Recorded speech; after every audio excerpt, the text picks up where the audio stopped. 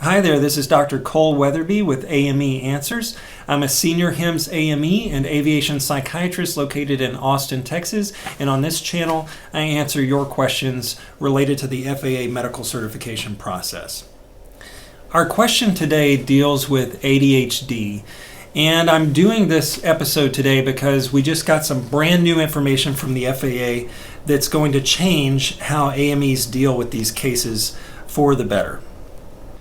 Any history of ADHD in your lifetime is considered disqualifying for an aviation medical. What that means is there's no way that you can go in and see an aviation medical examiner and be issued a medical certificate on the spot with a history of ADHD. The FAA wants to review all those cases, and they have their own criteria. Also, stimulant medications which are used to treat the condition are considered do not issue, do not fly medications. So there's no pathway to medical certification for ADHD while you're still taking medication. So historically, you would go to your AME, oftentimes be surprised that your medical was deferred for this remote history of ADHD, and then you'd have to go through a long and complicated process before you could be issued a medical certificate, and that would only happen after you meet all the criteria and the FAA had reviewed all your records. AMEs have been begging for years for a faster solution to get medicals to people who seemed like they just didn't have any problems with ADHD, and that those problems were, back in their childhood, and they had been off medications for years and doing great. So it had been just a huge bummer for us AMEs that we would have to defer those cases. Finally, the FAA has delivered and come out with new guidelines that in some cases are going to allow us to issue medical certificates much faster to people with a history of ADHD. So let's talk through what that looks like. But before I get into talking about this new system the FAA has developed, let me explain a little bit about why the FAA is concerned with ADHD at all. Because a lot of times people are shocked, why would this cause a problem with flying? And it really is because people who have true ADHD that is significant are going to have problems with attention, and that's going to affect aviation safety in a pretty clear and obvious way. We have very good data to show people with ADHD have higher rates of car accidents, and the same would probably extend to aviation accidents if we had a robust amount of evidence about that. But because of the way ADHD has been dealt with over time, we really don't have a lot of data to show the risk in aviation, but it's reasonable to assume that there is one there. There are also aviation safety risks when it comes to the medications used to treat ADHD, and I've spoken with FAA psychiatrists about this, and there have been a fair number of studies to support their rationale for not allowing stimulant medications.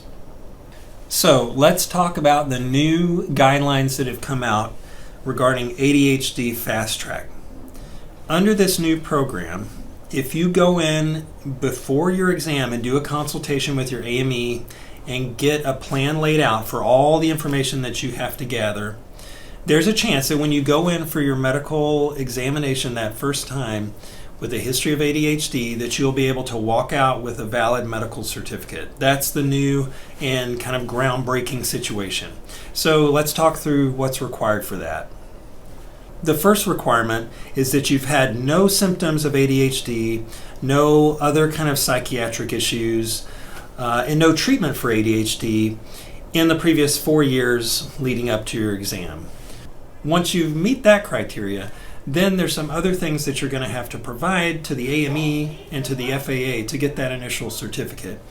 So before your actual physical exam with the AME, you're going to have some work to do.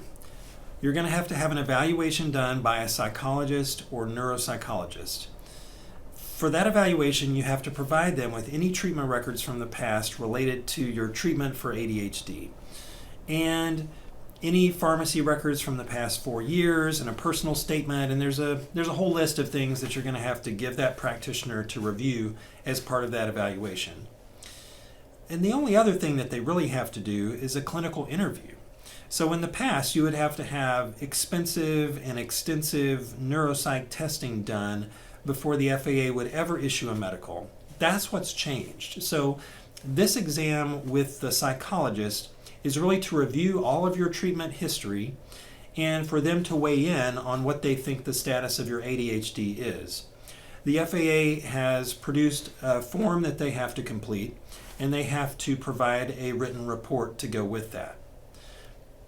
So after you've done that evaluation, you have all of the supporting documentation together, and everyone feels that this is a historical condition and now you're totally stable and you haven't needed treatment for a long time, or at least 4 years, then right there your AME is going to be able to give you a medical certificate provided that you meet all the other standards. And this is going to really be a game changer for people with a history of ADHD in the past. If you have had treatment or symptoms in the previous 4 years, this new Fast Track system is not going to be available to you, and your case is generally going to be handled the way that they've always dealt with these cases. However, we have a little bit more guidance now from the FAA about what you can do in the meantime while you're waiting for them to review your case.